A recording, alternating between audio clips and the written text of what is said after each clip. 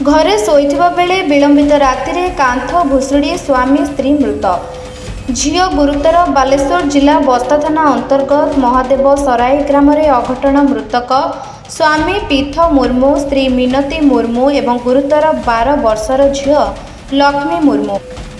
गतकाली समस्ते खाई पी घरे शोइथिबा बेले विलंबित राति रे कांथ भुसुड़ी पड़िबारु कांथ तले चापी होई स्वामी स्त्री मृत्युवरण करथिबा बेले झील गुरुतर होइथिला। झील को उद्धार कर बस्ता गोष्ठी स्वास्थ्य केन्द्र में भर्ती करा जायछि।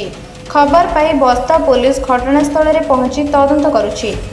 ए जे अदिनिया वर्षा नाही किछि नाही से कांथ पड़ी के दुई जन लोक मरीगले आदिवासी लोक स्वामी स्त्री ता संगे गोटे छोट पिलाटा सीरीयस अच्छी से बालेश्वर जाइछि किंतु ये जे दुर्घटना माने जी शुणियो से मर्माहत एकदम ये घटनाटा को एमती केवे आमर ए अंचल हो ना एत टाण माटी थाई थाई जे कांथ गड़ी पड़ुचु आ दुई जन लोक मरी जाऊँ ब्लॉक पाखे एकदम माने ताठू दुखद घटना किसी ना तांकर चलियापाई तीन किसी आर्थिक साहाय्य किसी ना से खटन दिन मजिया लोक खटी खाती किसी संबल सेमती ना पुड़ियापाई भी संबल नहीं पाखु तेणु सरकार यथाशीघ्र साहाय्य देकी तार जदि 3टी छुआ अच्छा 3टी छुआर किसी सहायता करते सरकार ताले से छुआ मान चली पारे निवेदन कर सरकार।